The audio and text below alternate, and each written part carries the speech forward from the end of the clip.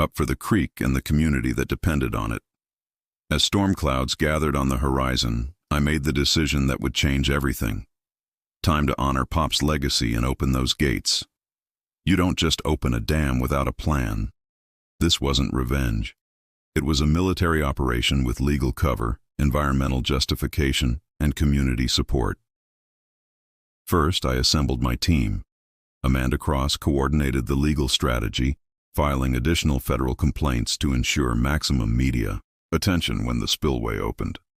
Tony Riggs provided federal cover, guaranteeing that EPA investigators would witness what he called our natural flooding demonstration. Miguel Santos documented 40 years of downstream agricultural damage, providing historical testimony about seasonal flooding patterns that proved the creek diversion was destroying generational farming operations. Mrs. Chen offered her property as a staging area and brought credibility as the community's most respected longtime resident. Amanda's legal strategy was brilliant.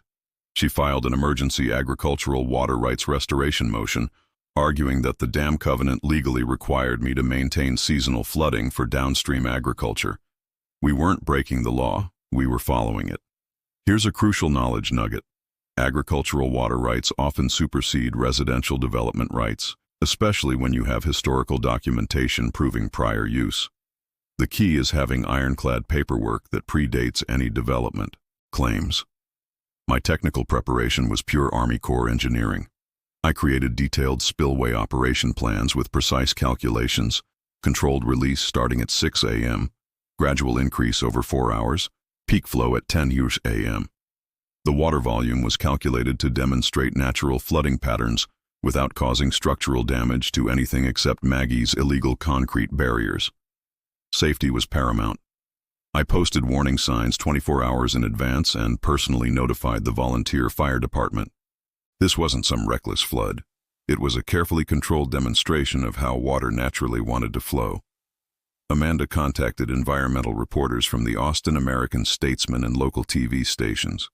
Miguel arranged for community members to witness the agricultural water restoration. The strategy was simple. Control the narrative before Maggie could spin it as dangerous veteran terrorizes neighborhood. Our intelligence network was straight out of a spy novel. Mrs. Chen monitored HOA activity through the neighborhood gossip network. Never underestimate little old ladies with time on their hands. The local diner waitress, who happened to be Miguel's cousin, reported on city council closed-door meetings. My Army buddy at Fort Hood provided surveillance drone support for legal documentation. While I was rebuilding spillway controls with modern hydraulic systems, Amanda was waging financial warfare. She contacted insurance companies with evidence of fraudulent applications, arranged for banking regulators to review construction loan documentation, and prepared whistleblower complaints about Rick's conflicts of interest. The beauty was in the timing coordination. Weather Service confirmed heavy rains in 72 hours. Amanda scheduled federal environmental inspection for the same week. Miguel arranged for the agricultural extension agent to document downstream benefits. A perfect storm of natural weather, federal oversight, and community support, all converging at exactly the right moment. But I knew Maggie's psychology. She always escalated when pressured. So I prepared for her predictable responses. Emergency HOA meeting, media smear campaign, probably a restraining order filed through her corrupt judge friend. Amanda drafted preemptive legal responses to each expected attack. The evidence preservation was crucial. I compiled comprehensive photo documentation of the current creek diversion, recorded video testimony from affected farmers and neighbors, and gathered historical photographs showing original creek bed and seasonal flooding patterns. Amanda secured everything in federal court filings for legal protection. Safety protocols included coordination with the volunteer fire department, communication with downstream residents, and detailed notices posted in English and Spanish. I even created an evacuation plan we wouldn't need just to demonstrate responsible management. The economic warfare was Amanda's specialty. She tipped off state banking regulators about construction loan irregularities, contacted the Texas Attorney General about insurance fraud evidence, and prepared a civil RICO lawsuit alleging a pattern of racketeering. Here's another knowledge nugget. Coordinated regulatory pressure often forces settlement faster than individual lawsuits. When multiple agencies investigate simultaneously, defendants can't fight on all fronts. The smell of WD-40 and machine oil filled the evening air as I serviced all dam equipment and tested spillway gates under minimal flow. Everything worked perfectly. Pops had built this system to last. I stocked the farmhouse with supplies for a potential siege, knowing Maggie would try everything to stop me. Amanda filed protective court orders preventing interference with lawful dam operations. We established secure communications using military-grade encrypted radio. As I stood at those controls for the final equipment check, watching storm clouds build on the horizon, everything felt aligned. Weather forecast confirmed heavy rains in 48 hours. Federal investigators would arrive in 36 hours. Maggie was scheduled for her morning show appearance in 24 hours, probably planning another attack on my character. The timing was perfect. Dawn tomorrow would bring justice, and 45 years of stolen water back to where it belonged. Maggie's desperation reached new levels when she hired private security to patrol my property perimeter. These weren't just rent-to-cops with flashlights. These were the same tactical gear wannabes who work private military contracts and think HOA disputes are combat zone. My trail. Cameras caught them red-handed trying to sabotage the spillway control mechanisms at 2 a.m. One genius was caught on video attempting to jam concrete mix into the hydraulic lines while his buddy served as lookout. Tony Riggs had tipped off the sheriff's department, and Deputy Rodriguez was waiting in the shadows when they made their move. The arrest was beautiful. Mr. Tactical Vest claimed they were protecting community infrastructure from an unstable individual, but it's hard to explain why. You're carrying a bag of quickset concrete at 2 hours in the morning. Maggie's media blitz was even more desperate. She appeared on the Austin Morning Show wearing her Sunday best and speaking in that trembling voice politicians use when they want to look like victims. Veterans need mental health support, not weapons, she told the host, dabbing at her eyes with a tissue. This man learned to use water as a weapon in Afghanistan, and now he's threatening to wash away children's homes. Rick provided expert testimony as a city engineer about catastrophic dam failure risks, conveniently forgetting to mention that my dam had passed every safety inspection for 45 years. But while Maggie was playing victim on television, my surveillance training was paying dividends. I documented every sabotage attempt, every illegal entry, every piece of evidence that would later prove criminal conspiracy. Tony revealed that federal investigators had been wiretapping Rick's office phone as part of an ongoing corruption probe. These people were more desperate than I'd realized. The legal assault came next. Rick fast-tracked an emergency restraining order hearing for 6 a.m. the following morning, clearly hoping to catch us off guard. Judge Henry Walsh, Rick's golf buddy, who'd received $15,000 in campaign contributions from Rick's construction company, agreed to hear the emergency public safety motion. Amanda discovered the corruption connection and immediately filed for Walsh's recusal, but we knew the fix was in. If they couldn't stop the spillway opening legally, they'd stop it through a corrupt judge. Meanwhile, Maggie organized a neighborhood safety patrol to physically surround my property. 20 HOA residents showed up with folding chairs, coolers, and Protect Our Kids signs, planning to live stream the spillway opening as environmental terrorism. The optics were perfect for her narrative. Suburban families with children versus dangerous veteran with a dam. But Miguel Santos had been busy too. He brought 30 farmers and families to support what we called agricultural water restoration. Mrs. Chan organized a counter-demonstration with historical photos showing the creek in its natural state. Amanda arranged for Audubon Society and Sierra Club representatives to attend. Two competing narratives were about to collide. Veteran attacks, families versus community protects water rights. The technical sabotage escalated when security footage revealed someone had poured concrete mix into the spillway channel overnight, creating a blockage designed to cause actual flooding danger if I opened the gates.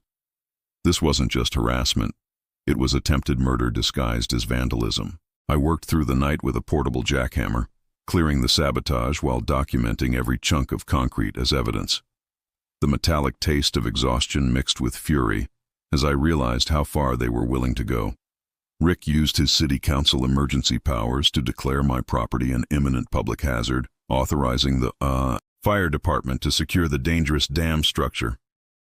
Fire Chief Martinez, one of the few honest officials left in town, privately warned me that this was purely political.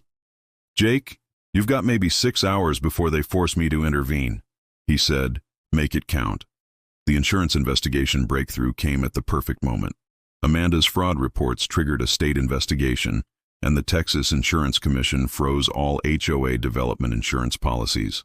Without valid insurance, the construction company faced immediate work stoppage. Financial pressure was finally hitting where it hurt: Maggie and Rick's wallets. Tony moved the EPA inspection up 24 hours due to credible sabotage reports. Federal agents were now en route, arriving at 8 a.m. If the spillway opened during their inspection, it would become federal evidence of proper water management. But Maggie's final gambit was the cruelest. She contacted Veterans Mental Health Services, claiming I'd made suicide threats and needed an involuntary psychiatric hold. The VA social worker arrived at my farmhouse at 5:30 a.m., just as I was preparing for the spillway operation. I had to convince her I was mentally competent while simultaneously preparing to flood a subdivision. Not exactly a normal Tuesday morning conversation. Sarah called from California, her voice breaking. "I can't lose my brother too. Please, Jake, this isn't what Pops would want." For a moment I almost cracked. Then I found Pops's final journal entry about standing up to bullies, and my resolve hardened like concrete. Sometimes you have to flood the valley to save the creek. At 7:02 a.m., with federal agents watching and the morning sun painting the sky orange, I opened the spillway gates to 25% capacity. The sound was magnificent, not the violent rush of destruction, but the gentle whisper of water returning home. For the first time in 18 months, Willow Creek began flowing in its original bed, exactly where nature intended. Miguel Santos knelt beside the restored creek and cupped the clear water in his weathered hands, tears streaming down his face. "This is the water that fed my grandfather's farm for 60 years, he whispered. Maggie's reaction was immediate and predictable. She screamed at the federal agents to arrest the terrorist, her carefully composed morning show demeanor cracking like cheap paint. EPA agent Sarah Kim calmly explained, "Ma'am, this gentleman has the legal right to operate his agricultural flood control system." But Maggie was live streaming on Facebook, her voice rising to near hysteria. "He's flooding our children's homes. This is what happens when we let unstable veterans have weapons." Except the water wasn't flooding anything. It was flowing exactly where it belonged in the original creek bed that her development had illegally blocked. Local news helicopters circled overhead, broadcasting the spillway operation live. The Austin American-Statesman reporter was interviewing downstream farmers about their restored water access when Maggie tried to hijack the interview. "This veteran is using military training to attack civilians," she shrieked. The reporter, clearly confused, asked, "Ma'am, the water is flowing in the original creek bed. How exactly is this an attack?" You could almost hear Maggie's narrative collapsing in real time. Rick was frantically calling Judge Walsh, screaming into his phone about property values and campaign contributions. "That psycho is destroying millions in property value," he yelled, apparently forgetting that Amanda was recording the conversation from the courthouse steps. "Here's a legal nugget for you. Texas is a one-party consent state, which means you only need one person's permission to record a phone conversation, and that person can be yourself." The engineering validation was beautiful. EPA agent Kim measured the water flow and confirmed it matched historical seasonal patterns exactly. Tony Riggs documented everything. This is how the creek flowed naturally before the 2022 diversion. Federal agencies prioritize natural water flow over development convenience. And we were proving that principle in real time. Mrs. Chen's garden irrigation system filled for the first time in 18 months. 3 downstream farms reported restored water access to their stock ponds. The local diner owner brought coffee and homemade kolaches to everyone, saying, "My daddy farmed here. This is how it should be." Even some of Maggie's supporters began quietly leaving as they realized no homes were actually flooded. Turns out it's hard to maintain righteous indignation when the disaster you're protesting is just water flowing where water naturally flows. The insurance collapse accelerated when the construction company received a cease and desist order from state investigators. All work stopped on the HOA development pending the fraud investigation. Maggie discovered her own homeowner's insurance might be voided due to fraudulent water access claims. The financial house of cards was collapsing faster than a dam made of playing cards. But Maggie wasn't done fighting. She called Rick in a panic. "Get your trucks down here and block that spillway." Rick, apparently having learned nothing from the arrest of his security team, sent 3 concrete trucks to accidentally spill their loads across the creek bed.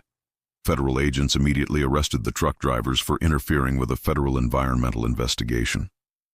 Turns out interfering with federal environmental enforcement is a felony, not a civil matter.